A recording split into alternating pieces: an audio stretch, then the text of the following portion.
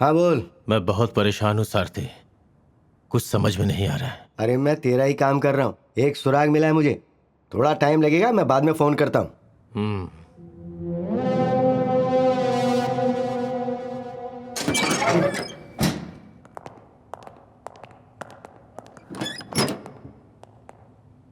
असल में आदित्य की प्रॉब्लम क्या है?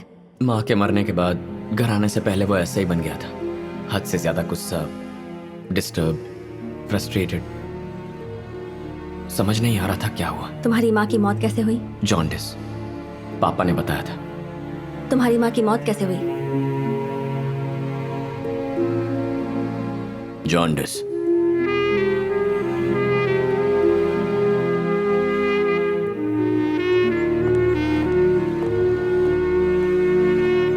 झूठ बोल रहा है ये।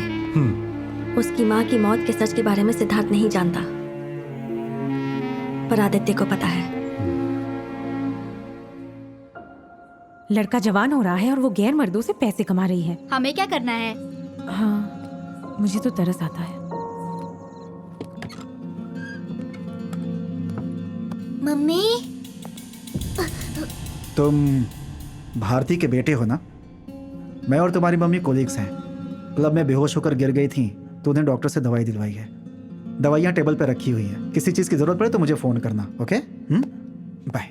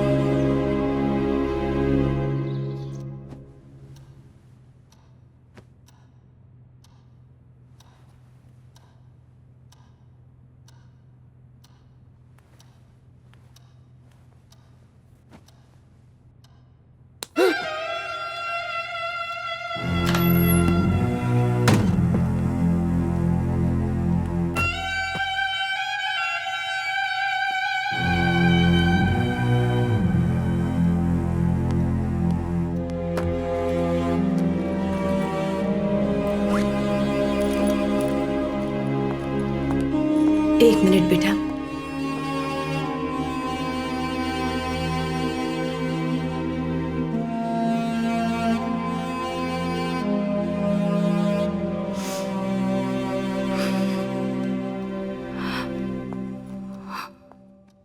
जैसा तुम सोच रहे हो वैसा बिल्कुल भी नहीं है।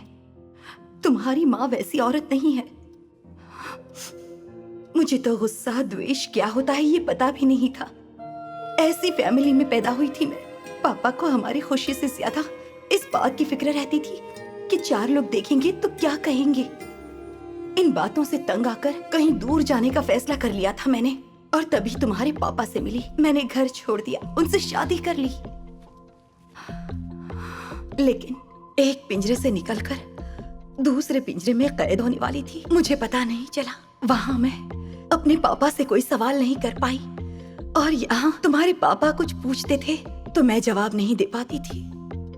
फिर तुम्हें लेकर मैं वहां से निकल गई, लेकिन मेरे अंदर छुपे एक सवाल ने मुझे धीरे धीरे तोड़ दिया था।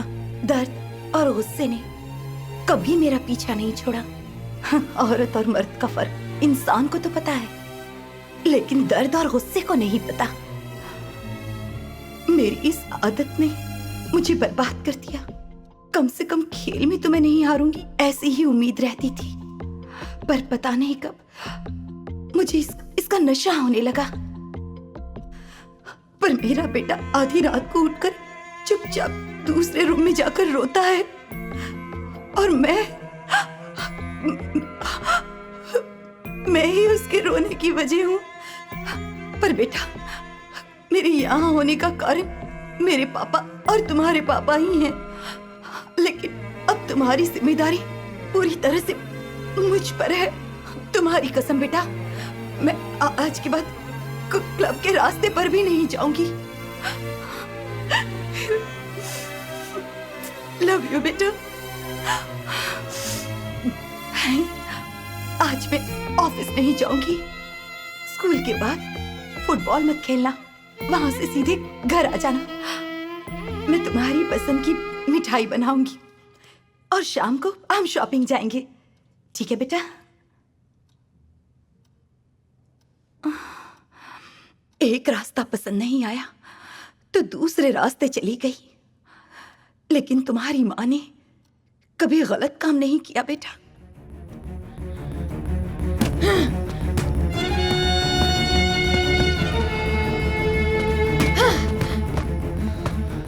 तुम्हें मेरी कसम है बेटा, तुम सीधे घर आओगे। यकीन करो, अगर मेरी बात तुम्हें सच लगी तो स्कूल के बाद सीधे घर आना, खेलने मत जाना।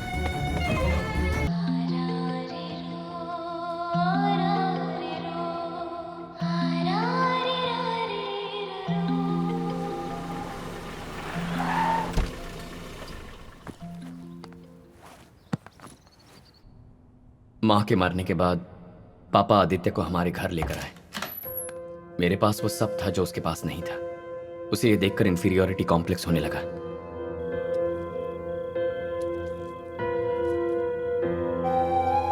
पापा मेरा ख्याल नहीं रखते थे। उनके पास होते हुए भी ऐसा लगता था उनसे दूर हो। सिद्धार्थ मेरा भाई है, इसका कभी एहसास ही नहीं हुआ। जहां मेरी माँ नहीं, वो मेरा घर नहीं। पता ही नहीं चलता कि वो कब आता और कब जाता। जिस स्कूल में एडमिट करते वहां से सस्पेंड हो जाता। आदित्य, पागल हो गए हो दोनों? माँ के बदले तुम दोनों मर गए होते तो ज्यादा अच्छा होता। ए आदित्य, रुक जाओ। पापा की ख्वाहिश थी कि मैं लॉ की पढ़ाई करूं, पर मैंने इंजीनियरिंग की पढ़ाई की। आदित्य ने लॉ ज्वाइन किया, लेकिन पापा के प्यार के लिए नहीं, मेरे लिए जो गुस्सा था उसके लिए। फिर 1 साल में ही उसने कॉलेज छोड़ दिया। वो हमेशा मुझसे एक कदम आगे रहना चाहता था। मुझे 3 लैंग्वेजेस आती हैं, उसने 6 लैंग्वेजेस सीख ली। जब पैसों की जरूरत पड़ती थी तो घर आकर खुद ही निकाल लेता था। जब मैं फाइनल ईयर में था तब पापा गुजर गए। उसके और मेरे बीच में जो आखिरी कनेक्शन था वो भी कट हो गया। उसकी लाइफ उसकी, मैंने भी सोचा उसकी लाइफ उसकी, पर वो मुझे फॉलो कर रहा था। मुझे ये कुछ दिनों बाद पता चला। महिमा मेरे लिए लकी साबित हुई। जिस प्रोजेक्ट को कई सालों से हासिल नहीं कर पा रहा था, महिमा के आते ही वो मुझे आसानी से मिल गया। टोटल 160 फ्लैट्स हैं, 63 BHK, रिमेनिंग 2 BHK। इतनी जल्दी लूटना शुरू कर दिया? सफिशिएंट कॉरिडोर स्पेस है, वेंटिलेशन। जरा संभल के। अगर कोई रहना चाहे तो जो फैसिलिटीज एक्सपेक्ट करता है वो सारी उसे मिल जाएंगी, और वो भी बिल्कुल रीजनेबल प्राइस में। लूटने वाले काफी लोग मिल जाएंगे तुम्हें, लेकिन ईमानदारी से आगे बढ़ना चाहो तो लोगों को पसंद नहीं आता। पापा की सेविंग्स, मेरी सेविंग्स, सब इसमें इन्वेस्ट कर दिया है।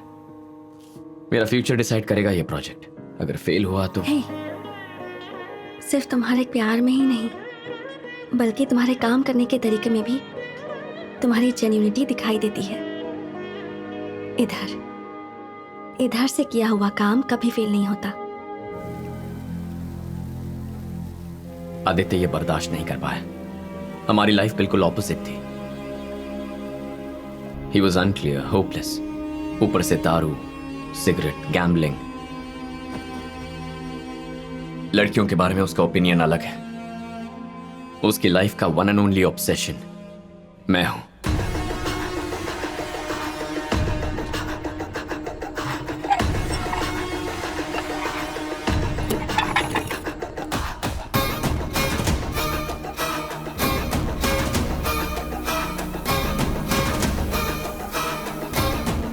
कैसे भी करके मेरी लाइफ को डिस्टर्ब करना, सिर्फ यही उसका मकसद रहा है।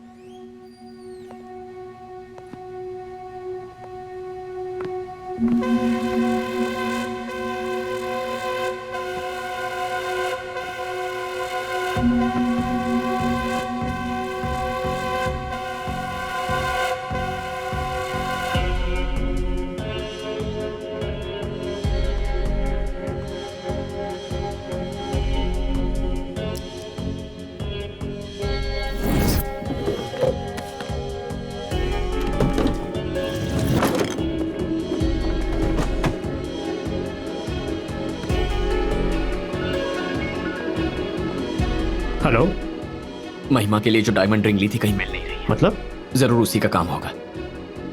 डिपार्टमेंट में कोई पहचान का है क्या? मैं देखता हूँ। ऑफिशियली नहीं करना है। हाँ, समझ गया।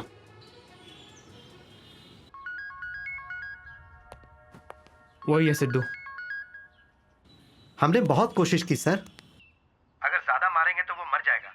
उस रिंग और उसमें कोई संबंध नहीं है। ओके, आप लोग जाइए।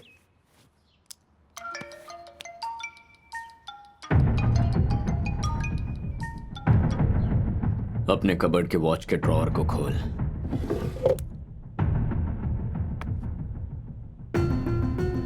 रिंग है ना? माँ की फोटो तेरे पास रह गई थी, उसी को लेने के लिए आया था। मेरे शरीर के जिन हिस्सों को इन्होंने मारा है, उन सब की कसम खा के कहता हूं, तुझे अब मुझसे कोई नहीं बचा सकता। गलती कर दी तूने। इस बार गुस्सा पहले जैसा नहीं है। जब मेरा खून खौलने लगता है, सब खत्म हो जाता है।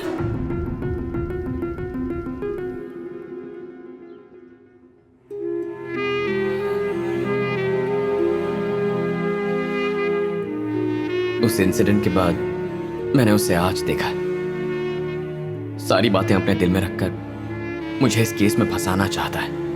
मैडम, मुझे लग रहा है कि ये जो कह रहा है वो बिल्कुल सच है। सर, ये झूठ बोल रहा है सर। अगर इसने खून नहीं किया तो भागने की कोशिश क्यों किया? हाँ सारथी। अरे नागेंद्र, सिद्धार्थ तो गया। एक मिनट रुक। काम खत्म हो गया है, जल्दी से ऑफिस में आ जा। भूपति सर, आप दोनों को सीआई साहब बुला रहे हैं। सुधा, चल साथ में। राघव। मैडम। क्या हुआ? पता नहीं मैडम, सीआई सर ने दोनों को बुलाया। ठीक है, तुम वेट करो। Okay madam. इतना सब बोल दिया, पर सीआई सर ने एक सवाल किया था, उसका जवाब नहीं दिया। रजिस्ट्रेशन करना है कहकर पार्टी से निकले थे, पर दूसरे दिन रजिस्ट्रेशन के लिए नहीं पहुंचे। कहाँ थे?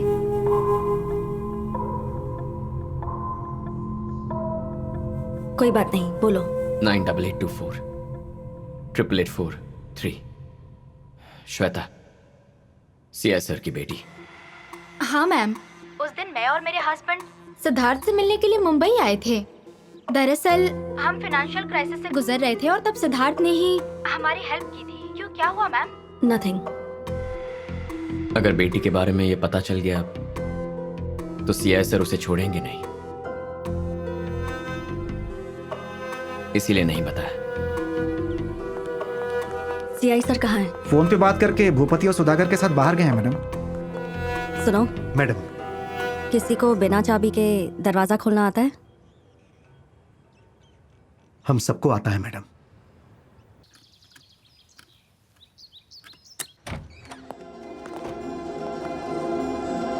कार की चाबी कहाँ है, ढूंढो। Okay madam. क्या सिद्धार्थ पर आप अभी तक भरोसा नहीं कर पा रही हो? मर्डर जिस दिन हुआ उस दिन कार का टायर पंक्चर होने की वजह से वो घर 3 घंटे लेट पहुंचा। ये साबित करने के लिए हमारे पास कोई भी स्ट्रॉन्ग एविडेंस नहीं है। कैब सर्विसेज में मैडम, कार कीज। अभी पता चल जाएगा कि असली कातिल कौन है।